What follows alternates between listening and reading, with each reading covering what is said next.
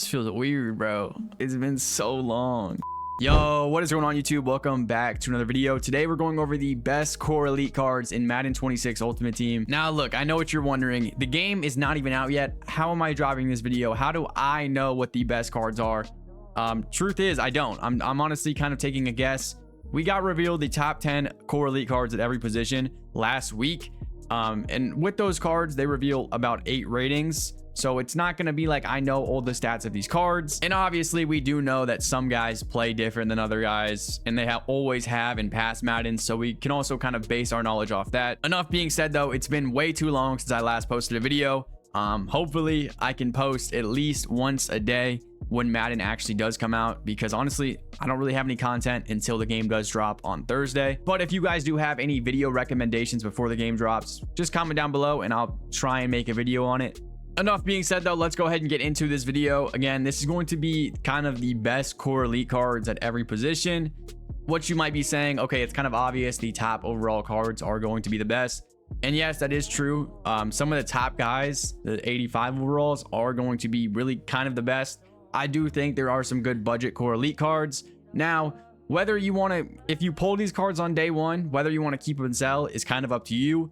I would recommend selling all these cards if you do end up pulling any of them, just because, like, come on, bro, they're 85 or 84 overall core elite cards that really only have value for maybe a month, not even. So I would sell immediately, especially since they're going to be very expensive. But let's go ahead and look at offensive linemen. They revealed the top 10 offensive linemen last week. That was like the first one that they revealed. I know these have been revealed for a minute, but Mutt Leaks did honestly give us a lot of good info about how O-linemen are going to work this year. I'm pretty sure the strength rating has been nerfed, and honestly how much it affects your blocking. I know the strength got nerfed and the weight definitely got nerfed. It was like max 350 or the minimum of 350 to get the max boost. That has been nerfed heavily. I think it's around 315 now or something. Like once you weigh 315, if you go up in weight anymore, there's no more boost. That doesn't mean you should stay away from the bigger guys, but that does mean it should just help blocking out overall. Most offensive linemen are already over 315, so this should honestly just help out every blocking, guy on your team. Hopefully that's the case, because blocking last year obviously was really only cooked because of the loot blitz. Honestly, I think the blocking was pretty good last year. So hopefully they can get the loot blitz kind of fixed and out of the game. I will say though, out of these 10 offensive linemen that were revealed, I do think that this Quentin Nelson right here is a very, very strong left guard. I do think though that 85 overall Joe Thuney is the best guard in the game. Slightly better than Nelson. I know his strength is low, but again, strength this year does not really matter as much as you might think. I know Mutt Leaks did show off the run block engaged formula. I don't know about the pass block, but for run blocking, 70% of the time, or like the factor of how good your run blocking engage is going to be off the rating itself. Strength is about 20%, and I'm pretty sure weights is the 10%. So just know that this year, for all offensive linemen, your blocking ratings matter more than how much they weigh or how strong they are by their strength. I do think though that Joe Thuney is probably the best card in the game right now. Penei Sewell is also very, very good. The problem with him though is his pass blocking is pretty low. Again, I don't know the pass block engage formula or anything like that. I only know about the run blocking. So if you do want a better run blocker, go Sewell. But if you're looking at pass block, go Thuney. Moving on to the defensive tackles, it's kind of obvious who I'm going to pick here. By the way, defensive tackles this year are very, very slow. So keep this in mind for, other positions we'll go on about later. But again, these cards are very slow. Like Vita Vea right here, 59 speed. He does actually have really good strength and really good power moves. Also 83 play rec, 83 tackling. I think this is a good card if you're looking to stop the run. Now, he's not probably going to get to the quarterback with that speed, but he is definitely one of the best early on run stoppers in the game. By the way, we also are getting a promo day one, the pregame access promo. So we're going to get cards out of that too. These core elites aren't going to run the game as much as, people might think, but I think the best defensive tackle core elite is probably going to be Chris Jones right here, because another thing that we learned from Mutt Leaks is that block shed is very important when it comes to defensive sheds.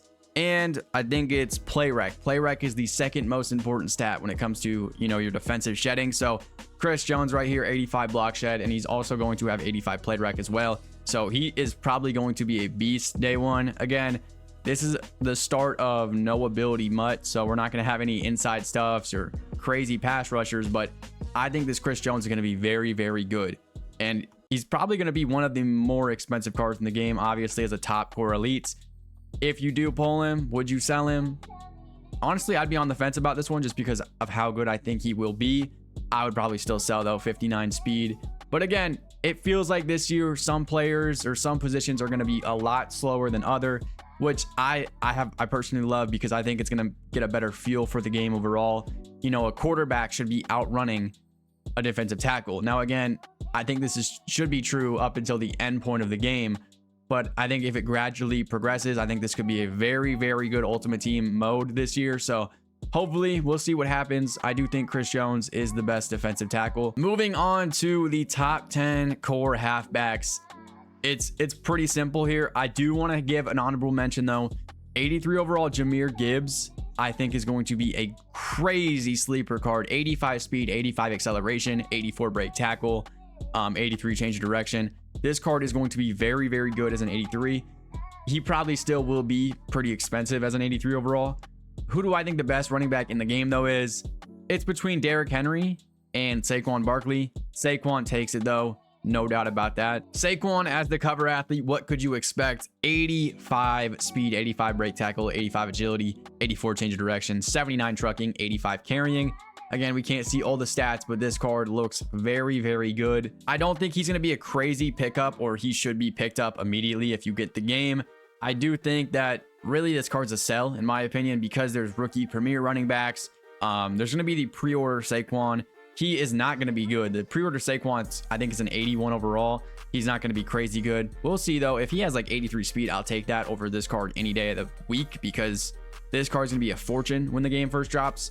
I would sell if you pull this thing or get it right. If you pull it, or if you get lucky, just sell this card. But I do think he's the best core elite running back that got revealed. Let's go ahead and move our way over to the inside linebackers. Again, when you look at linebackers, when you take a first glance at linebackers, you will notice they are all very slow compared to how it was last year. I mean, 84 overall Bobby Wagner right here. He has 75 speed, which is crazy because he's going to get cooked. Now, again, you're going to use this card. He's almost unusable with 75 speed. I'm not going to lie. He does have some pretty good stats other than that, but I wouldn't touch that card. Zach Bond, 78 speed, 77 block shed. Doesn't interest me. I think the best one, I think it's going to be Roquan Smith. The stats aren't pretty, but I think he's the best one. 77 speed, 80 excel, 79 block shed, 85 tackling, 84 hit power, 84 play rec. Again, play rec comes into a big consideration of how defensive sheds work, so that's why I have him as the best. And he also has 81 zone. I think he'll be a pretty good user. Again, they're definitely slower this year. He's not the fastest guy. I don't even know who the fastest inside linebacker is.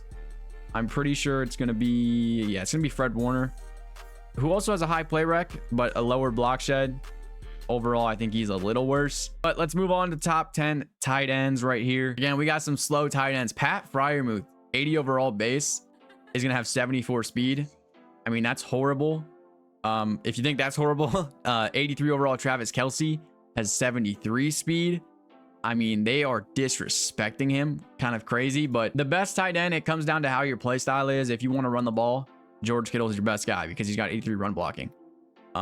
If you don't want to run the ball and you're looking for a guy who's got 2 more speed, again, we cannot see the acceleration on these tight ends, but Brock Bowers does have 80 speed, slightly better than George Kittle. The run block is significantly different, but if you want a better route runner, probably Brock Bowers. Trey McBride, also 78 speed, so same as George Kittle, but without the run blocking.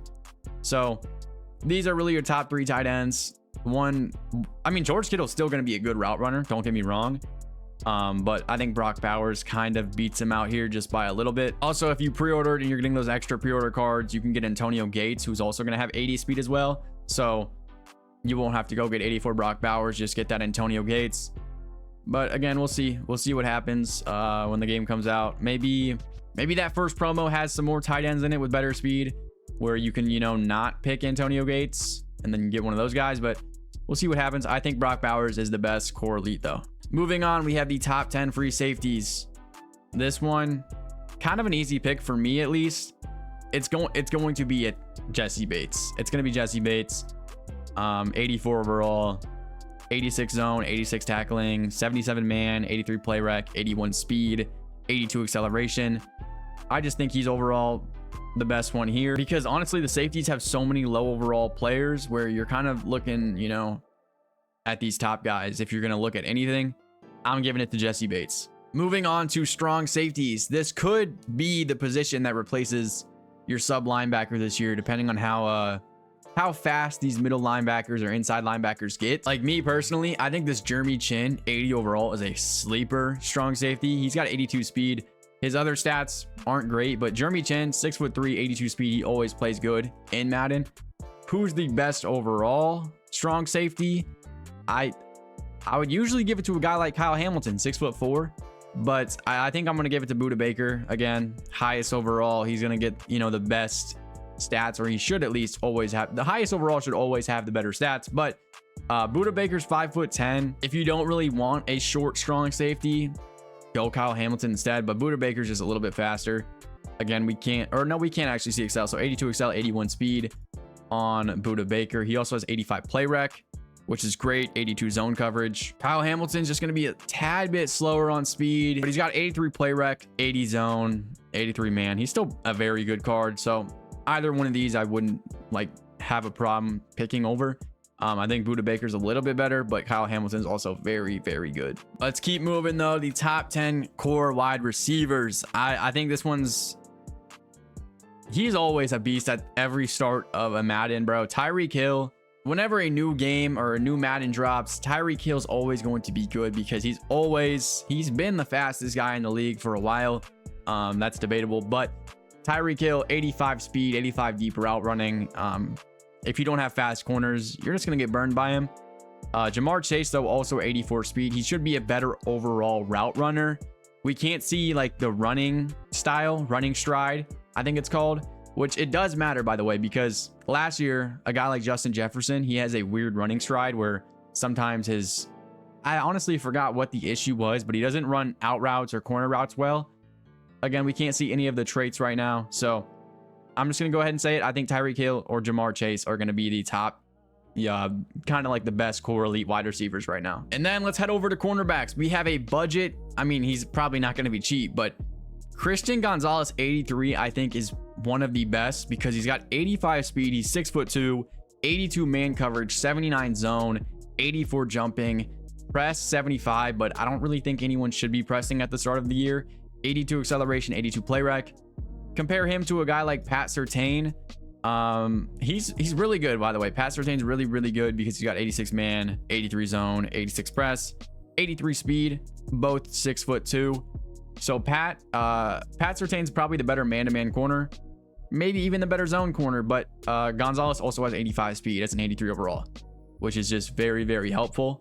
I'm going to go ahead and give it to Christian Gonzalez as the best cornerback. Pat Surtain, though, I think is very, very good. Two more position groups left. Edge rushers. This is going to be quick. It's going to be Myles Garrett. I'm pretty sure. Did I pick Myles Garrett for this? No, actually, it's not going to be Myles Garrett. It's going to be Micah Parsons because Micah Parsons, first of all, plays great in this game. And he's got 87 finesse moves, 82 play rec, 81 speed, 84 excel. He's just the fastest out of this edge group. The problem with him, though, is he has 69 block shed, which is kind of worrying. But we'll see what happens. Yeah, this guy's complaining about the block shed too. I don't know. We'll see what happens. Block shed is very important this year, so we'll see if that really kind of affects how the card plays. It's kind of hard to determine how good these cards are without the game being out, but it's going to be him or honestly probably Myles Garrett because Myles Garrett has 85 block shed. He's going to be way, way slower though, so we'll see what happens. If Micah Parsons, if this card's really bad because of that block shed, then Myles Garrett's the best. If the block shed really doesn't play effect on how things end up happening, Micah Parsons is a beast. And here we are. We have finally made it to quarterbacks where, you know, it's going to come down to releases, stats. I'm going to go ahead and say it. My quarterback one of core elite cards is Lamar Jackson because he's got 85 speed, And if you look at everyone else's speed in this game, linebackers are slow. D linemen, again, those were like in the 50s for Vita Vea. This guy is going to just outrun you, and that's going to be a problem, right? So I think Lamar Jackson should be probably one of the most day one expensive cards in the game. He's going to be a beast. A better thrower, though, a better passer, Josh Allen. I think he has the better release. Again, that's debatable, opinion based. I like Josh Allen's release, 79 speed, and he's got very, very good throwing stats. So it's up to you. Joe Burrow, pretty good too. I wouldn't really put him up there though. Jalen Hurts is going to have a pre-order card that you can upgrade. So I don't even think you really need to look at quarterbacks if you're going to upgrade that Jalen Hurts. Again, we haven't seen his stats yet though. So I think Lamar's the best, 85 speed. The deep accuracy is worrying, but Lamar's also got a pretty good release. So I'm going to put him at quarterback 1 for core elite cards. And that's really going to wrap this video up. It's a quick video. I kind of just wanted to get back into the flow of things. I haven't uploaded in like 3 months since Madden 25. Madden 26 is just days away at this point. Hopefully it's a great year of Madden Ultimate Team. Hopefully I make a lot of content for you guys. Comment down below if you're picking up any core elite cards, like budget cards that you think are going to be budget beasts, or if you're going to be selling these core elite cards if you pull them. I might make a video day one on how to spend your points in MUT, because some people will go about buying those bundles and spending all their points instead of looking to get like the highest or the most expensive, because usually they have bundles with platinum cards. So again, we'll see what happens. Make sure to leave a like on this video and subscribe if you want to see more Madden 26 content. Thank you guys so much for watching. Peace.